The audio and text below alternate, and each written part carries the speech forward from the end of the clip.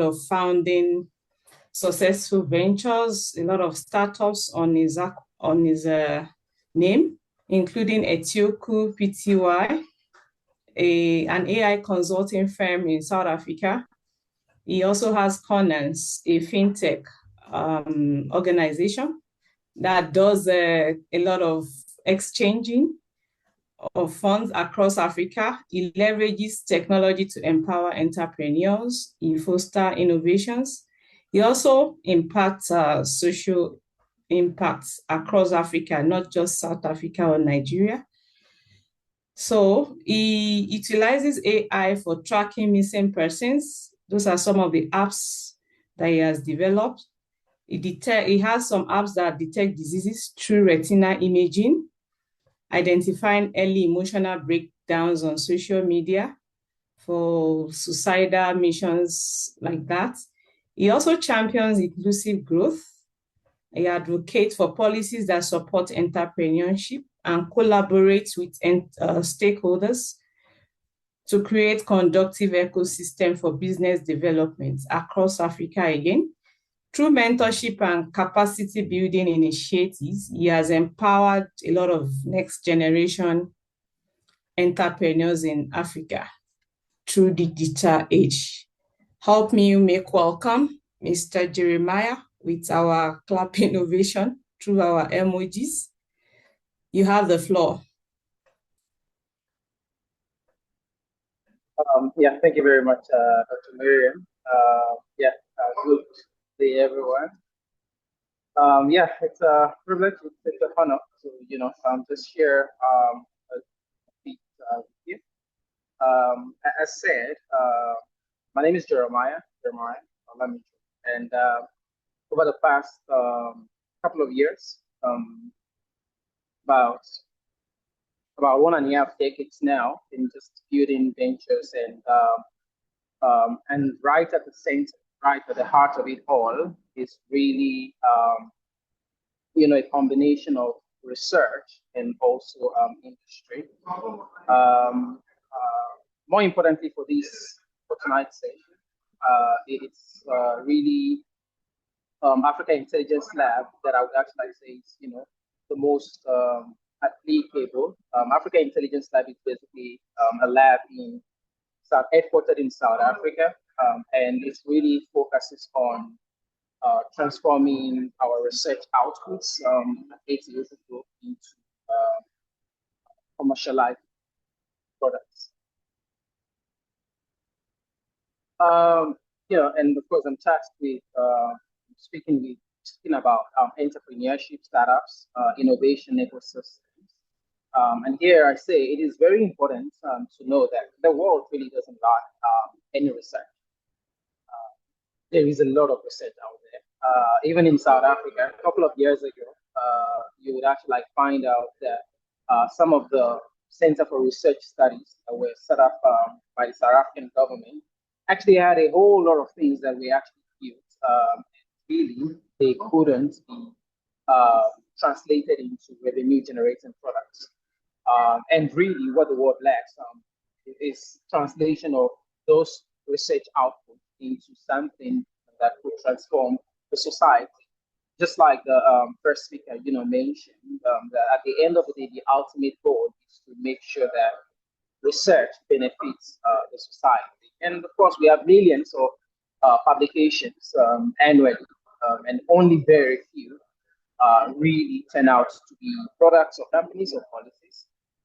And the question is not exactly, can we still make more research? Research really has been there since forever. There is already the groundbreaking research around artificial intelligence. And a lot of people actually may know here that that actually started way back decades ago. So the question is, can we really build something that transforms the society going forward, especially in 2026? I say the excellence in research is not necessarily,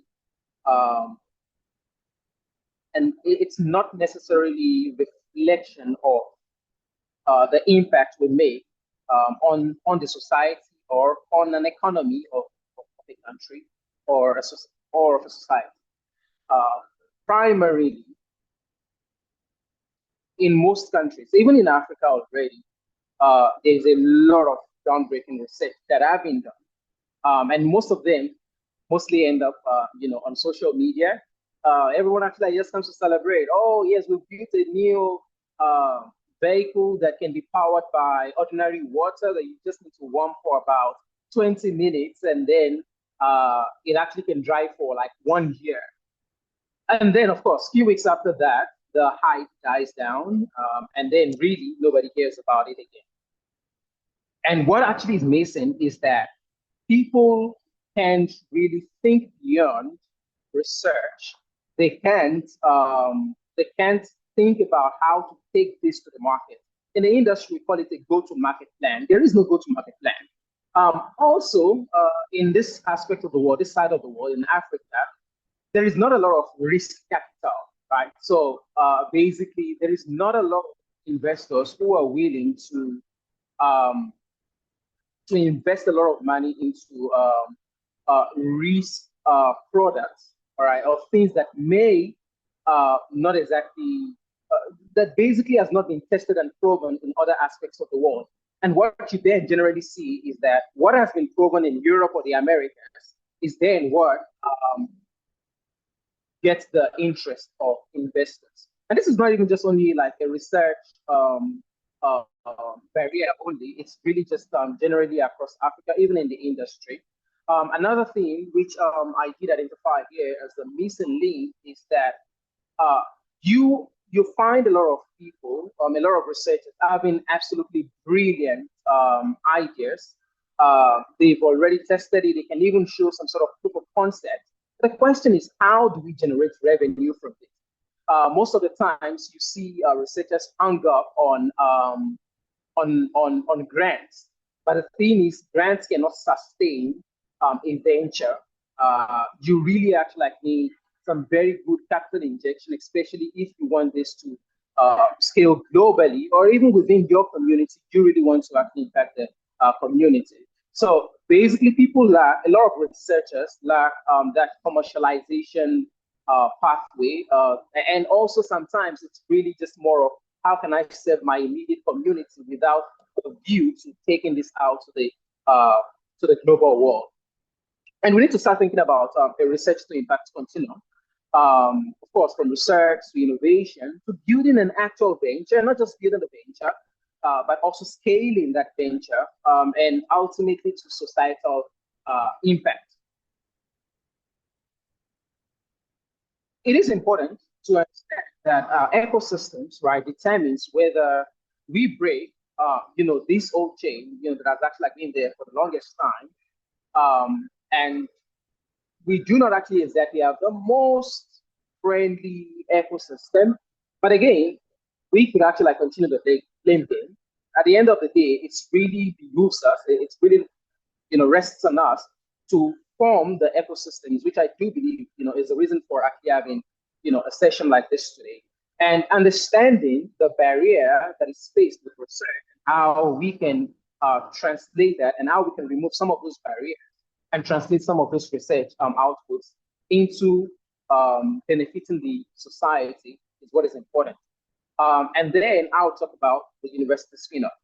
So, of course, a lot of people have actually heard about spin-offs. A university spin-off specifically is more, think of a small company which is dedicated to making sure that that research is commercialized. We can generate revenue from it. And there is a lot of players in that field. You have, of course, your researchers and students. You have, of course, the intellectual property from the university, also provision of infrastructure as well. It is very important to be deliberate about university spin-offs, right? They're not just some side projects. It's not just something we're doing by the side and we want to show it to the world. It's really that we want the world to start using it and being active contributors to them. And it's very important to have university spin-offs in different universities. And what that actually helps us do is it helps you to translate research faster. It helps you to go out there and prove the concept. Also, of course, university spin-offs then start encouraging you to start thinking beyond just researchers and just students only, to involving people in the industry, right? Of course, university spin-offs can help with revenue streams, even for the universities. A very good one is one which we're currently working on with a university in South Africa, which is really to say you have something around just energy transition. We have the expertise taking this to the market and raising funds from investors. And we have a way of course, understanding how we can fine tune this for the market. And it's very important to actually have such collaboration between the industry and the research. And there are quite a number of different models for spin-offs, but I am going to just, skip this. But of course, key ones are researcher-led spin-offs and student-led spin-offs. One of the things which one of the organizations which I lead does with some UK universities, some United Kingdom universities, is that basically we go out there and then we take some of these students and they build super very great products, ideas, artificial intelligence, blockchain, and they present that. And what we then do is, we mentor them and see how we as a business can also help them to commercialize them. It is very important to also make sure that, especially within the African context, we start actually putting this in perspective. And without a doubt, of course, there is a lot of barriers that we face as researchers. One is I could remember when I was super focused, only on research, and especially even in artificial intelligence, and we would train models up to the point where we get results. And then, of course, we publish that. But the thing is, how do we build a reproducible model? How do we ensure that this model can be deployed? How do we ensure that this can be used in the industry? And not just publishing just metrics and benchmarking results only, but making sure that someone can really consume this product. Another thing is the fear of failure, right? Or the academic risk. Intellectual property ownership is a big one. Really, who owns this intellectual property? The university? Is it some company from the industry? Is it the researcher who is leading that particular laboratory? And it's very important, especially to make sure that when we're setting up the spin-offs, having some of those conversations at the initial phases help to reduce some of those complexity. Of course, without a doubt, everyone talks about money, and I won't dwell a lot on that. But what I've seen in the past couple of years is if you have a very good industry partner, they can easily help you facilitate access to capitals, which I'll speak about in just a short while. It's a systems problem. It's not a talent problem. There's a lot of talented researchers out there. And it is thus important to then understand how incubators and accelerators, play a part, in this whole conundrum. Now, of course, talking about university-based incubators, the good thing is, of course, you get a lot of easy access to talents, very talented students. It's very easy for you to build easily without having to spend a lot on developers and all, because again, you have access to students easily and some other researchers. Also, of course, there is the credibility there.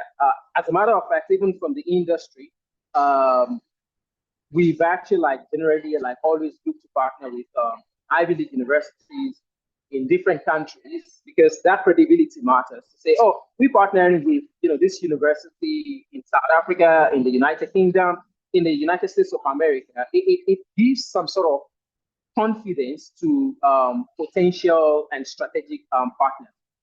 But again, there are some risks for university-based incubators. And the one thing is, there is a lot of focus on the academia. There is a lot of focus on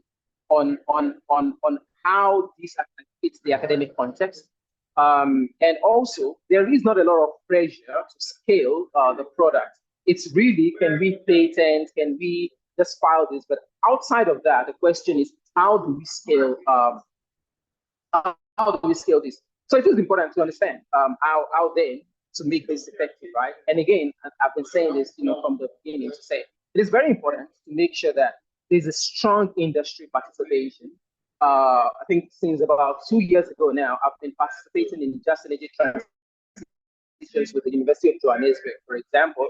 And we working on coming up with how do we translate all this research outputs? How do we translate all of this research about, yes, we can produce biogas from organic waste and all of that. How do we start generating that energy itself? How do we really map out our revenue plan? How do we want to make money from this? Yes, we can generate energy from organic waste. The question is it commercially viable? Is it feasible? Because it's not about just coming up with new ways of doing things. It's about, can we really scale this and will we really make money? Talking about making money, the reason why many research laboratories don't really act like get a lot of funding, especially from venture capital, is because you don't understand how venture capital think. They do not fund ideas, they fund scale. It is very important. Yes, as much as we may have social impact investors, venture capital are managing people's money.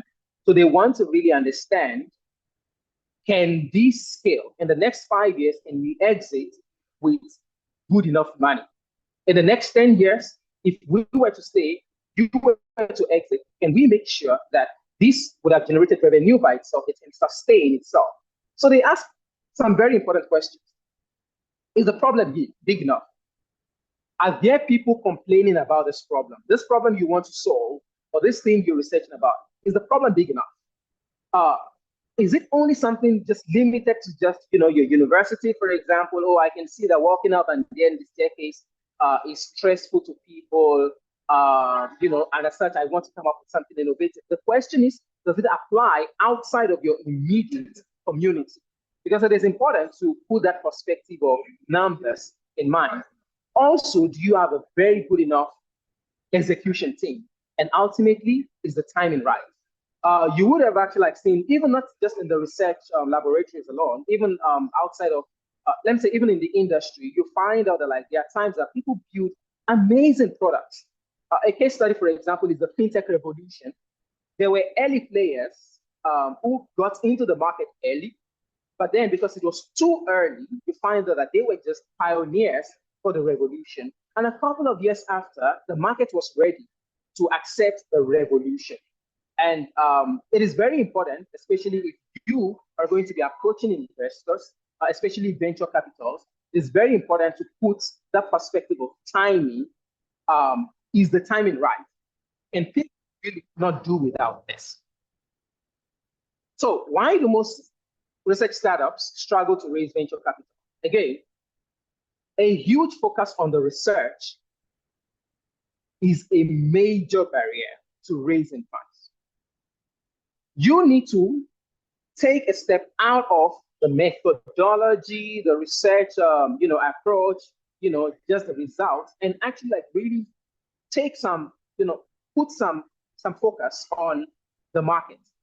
Is there really a market for this?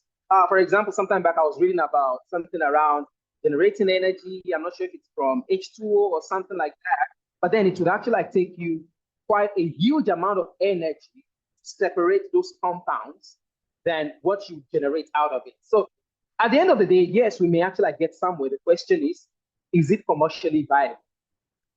Another thing which many researchers lack, especially when approaching venture capital, is the weak storytelling. Most of the times, especially in my experience, when we pitch to venture capitals, when we raise funds from venture capitals, or even when you want to exit, I could remember when we exited in 2013, our very first company, when we sold it, you need to be able to convince venture capital about this idea or this problem you're solving. And it needs to be very compelling. It needs to really actually make someone think about the future, to say, I need to buy into this right now.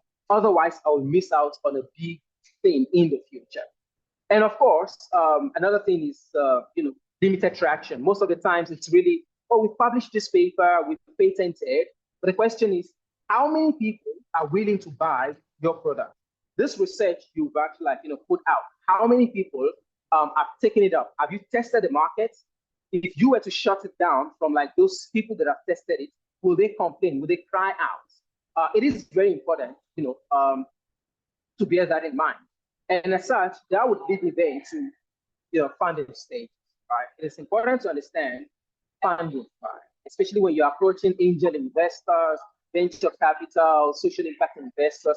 You keep hearing things like seed funding, Series A, seed. What exactly does it mean?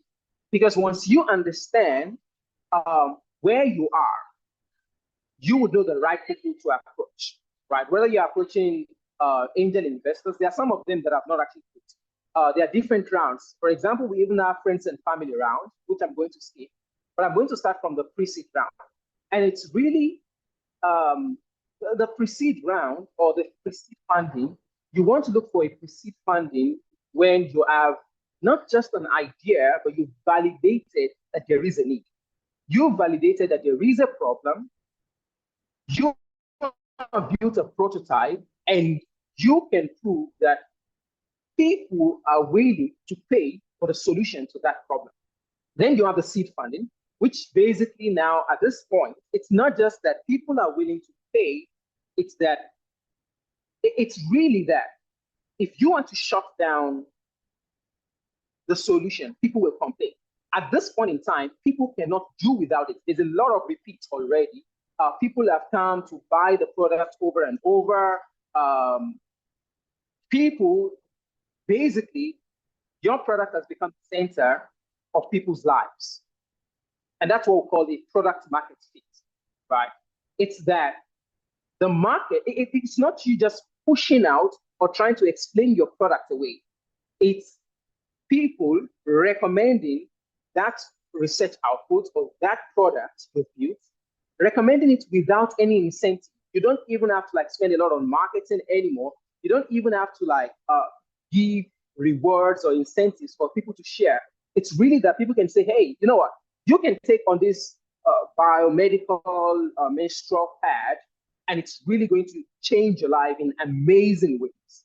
And it's really someone just recommending that out. And then you have Series A, which at this point now you're talking about, scaling your solution, scaling it out there, and ultimately, of course, the growth stage, which is about global expansion. It is very important, especially if you're going to be working on something, you need to think about the rest of the world in mind. And that is especially because Africa actually has some sort of less purchasing power. So the moment you start looking at the rest of the world, investors actually, they know that they would also be able to get most of their investment back.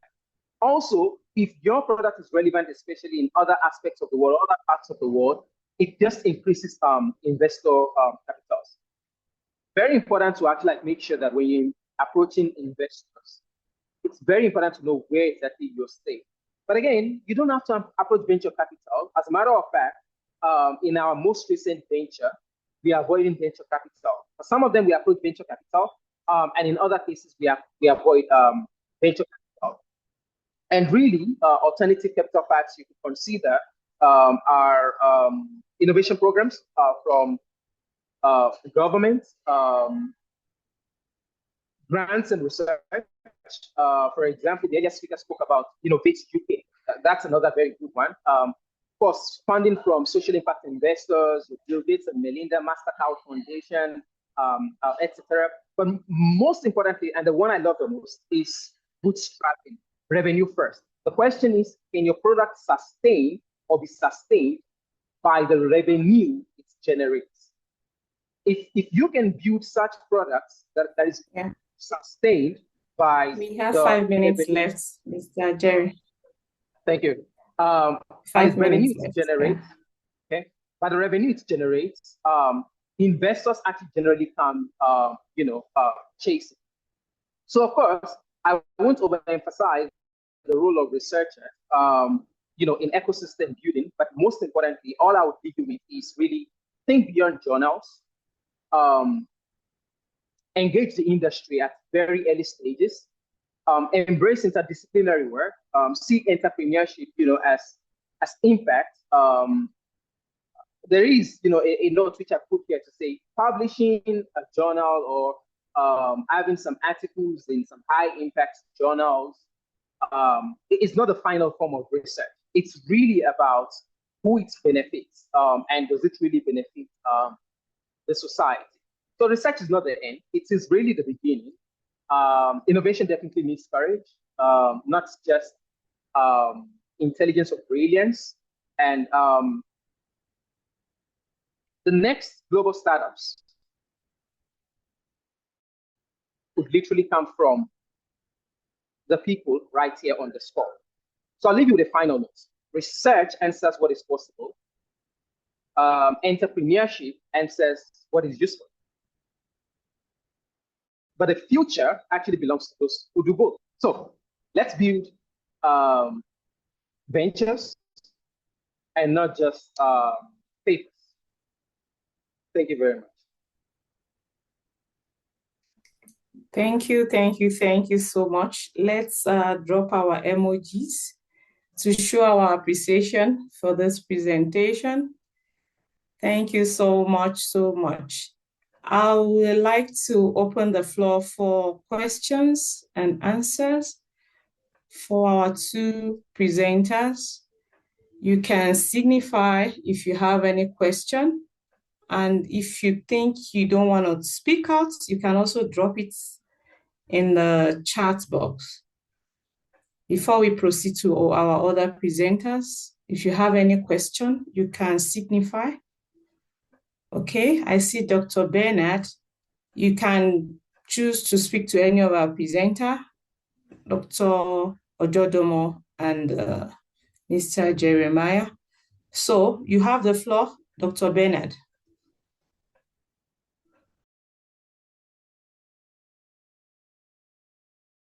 You can unmute yourself, Dr. Bernard. Yeah, we together?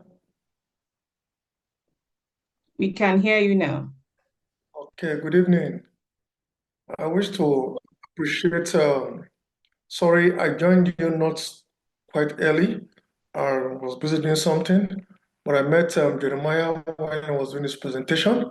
I just want to appreciate him for the drive towards encouraging researchers, most especially researchers in social and management sciences, who research just to make impact on the cloud, but not to become an entrepreneur, to earn a living out of research, right?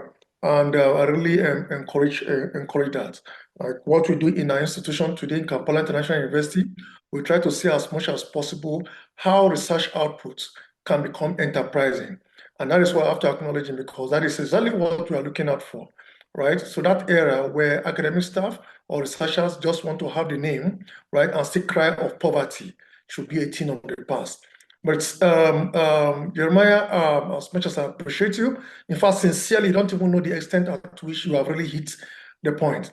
Those who are researching, see some scholars having about 5,000 Google Scholar citation, and still they could not put food on the table. Then what makes you a researcher? What makes you an entrepreneur? Right, so I appreciate you for that. But please, can you, as much as possible, give us possibly an outline how researchers can as well commercialize their research findings, most especially researchers in social and management sciences, where their research, most of their research is more or less theory basis, conceptual areas, and others not physical aspect. So if you can, if not now, maybe in later time, you can as well help us to guide us on how such research can as well be commercialized. I think I will appreciate that. Thank you so much, Jeremiah, for that beautiful presentation.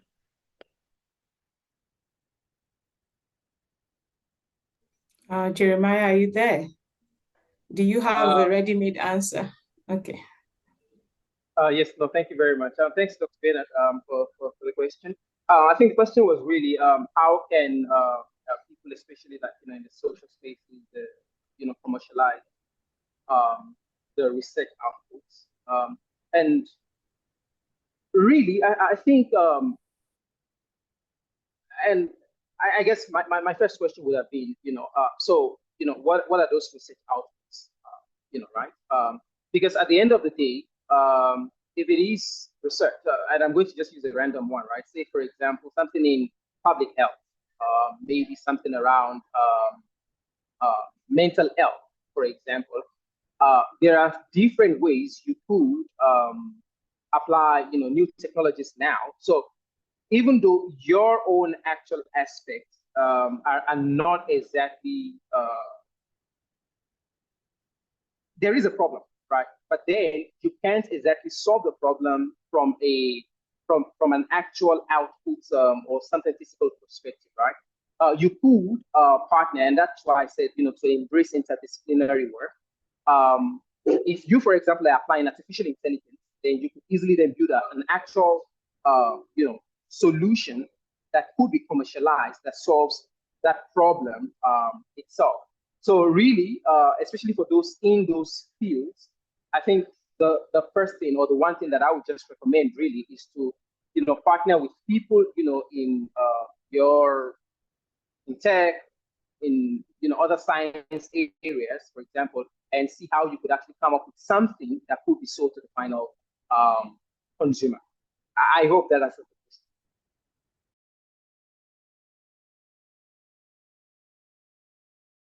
Okay, like he rightly asked, if probably you can assist with putting something together, maybe in an article form to outline some of these steps so that we can benefit from this. There is another question. Thank you so much for that answer or recommendation. There is another question from Dr. Miriam Oyedeji saying you should distinguish between entrepreneurship and innovation. This question is to Jeremiah as well. Distinguish between entrepreneurship and innovation. Okay. No. Thanks for the question. Well, I would say they both work hand in hand, right? But if we really actually really want to dichotomize between the two, really, right? I would say innovation is the life of entrepreneurship. But an entrepreneur doesn't necessarily exactly have to be innovative. There have been so many models in the world that actually are surviving, and it's really just a copy and paste, right? So entrepreneurship goes beyond just having an innovative idea or a novel idea. It really, comes with, a whole lot of other things like how can I convince customers, the business acumen, how can I really, sell? How can I think about, the long term, how to get people, stuck, to my product? How can I convince other people to buy into investing, for example, into my product? That's really an entrepreneur. But at the end of the day, the successful entrepreneur cannot thrive without innovation. So, for example, back in about 10 years ago, we would actually travel to Europe, we see something that is working, and then we would come back to Africa to implement the same. The innovation is actually not really from the founder, but ultimately, where the innovation is going to sustain that entrepreneur is now really seeing how can I adapt this to my context and how can I keep building solutions on top of what I have initially copied. And that's really how I would distinguish between innovation and entrepreneurship. I don't think one can do or should do without the other.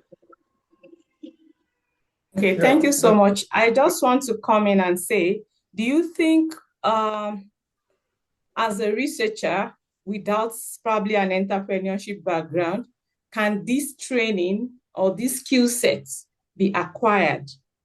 Can we go for some trainings? Because I know a lot of people are actually not entrepreneurship minded and probably they are innovative. But then do you think there is a kind of hub to train them to have that mindset? Absolutely, absolutely. And many of them are also coming up now. But first, to answer that question, yes, really, it is. Let me mention that entrepreneurs are not born, right? They are made. And really, you've already rightly pointed, right? Of course, attending programs, and of course, like I mentioned as well, university spin-offs. Having that collaboration with someone in the industry can help a lot. From our side, for example, in fact, the very first solution we built in 2012 and sold in 2013, 2014 was really something for the university. It was a university management system. So really, entrepreneurship also is not that very big thing everybody thinks about. It's really, can I see a problem? Can I really convince someone that my solution is really the solution to their problem? And of course, it takes some little bit of practice and some training. And that's why at African Intelligence Lab, as well as TechLivate, a program we actually are running in South Africa, really, there are those programs like that that you could apply to. It just takes you in there and helps you think from a consumer or a user perspective rather than from a research perspective. And really, by the time you actually engage a lot with people from the industry, you start building that. So one thing I would recommend is, as much as is possible in your research lab, make sure to actually have someone from the industry that you are partnering with. Most of the times, it rubs off eventually. Yeah. Okay, thank you so much. I know this question is to Mr. Jeremiah, but I know Dr. Jodomo can come in later to also talk about it because he mentioned something like this. He says, I don't know, Dr. Folashewa, I enjoyed the presentation. However, do you think one can recognize or develop an idea that can be commercialized? I think Dr. Jodomo mentioned this, but you can just take a nip on it while Dr. Jodomo also speak to it again. Okay, thank you very much, Dr. Miriam. So how do you recognize, right? The first thing is, if it was not your solution, would you pay for that solution? That's the first thing you need to actually answer, right? If you would pay for the solution, if it was someone else that built it for you, if you would pay for it without complaining, then it's definitely an idea that can be commercialized. But again, don't just stay there, right? What I generally do, my rule of thumb is I build something that is not so nice and fancy. Within 2-3 days, get it out, and then I share it out. If people that I think would pay for the problem or for the solution, if they do not take it out, then there is a problem, right? If you can see, however, that people are taking it up and are willing to pay for it, just even as little as it is, then it is something worth commercializing. Now, for the most part of it, if it is something that can be scaled without effort, if you were to have the right resources, then very much likely it's an idea that can be commercialized. And again, you don't have to think about something, that has to be $1 billion business. If it can impact the community and sustain itself and sustain you as the entrepreneur as well, then definitely it is an idea that is worth exploring. That makes sense. Dr. Jodomo, are you still with us? Can you also say something on this? Hi, can you hear me? Can you hear me? Yes, we can. Yeah. Yes, we can hear you. So yeah, I think that's usually recognizing or developing an idea that can be commercialized. It's always the $1 million question, and that's usually where the breakthrough comes from. When the idea, or the idea you have is innovative enough to bring impact, something, a solution, that can have some wide and far-reaching application within the society. So, so it doesn't take too long to conceive ideas or to say, I want to do this, I want to do this. But the commercialization potential depends on a whole lot of factors, And just like I mentioned in the presentation, you need the proper tools, the infrastructure, the support mechanism, to get the ideas out. So I think everyone has ideas, we all do have ideas and everything. Getting it to work and getting it out there is another thing. But again, to answer your question directly, to recognize ideas that has commercialization potential is also about impact. Is if I come up with this idea, what sort of impact? If you can measure the impact, I think you can commercialize it. Thank you. Thank you so much. Before Dr. Jodomo goes, I have one question for him. Before we go to our next presenter, I would like to ask, because I know with some universities in the US, they are self-funding, they've grown to that stage because some of their researchers are able to scale up to be able to fund scholarships, have a bigger impact in the society. So here we are in Africa, these same templates, I'm not sure how can we also benefit to make sure probably universities in Africa are able to go to that stage. Are you able to probably, for some of the emerging researchers, say something to us in that regard?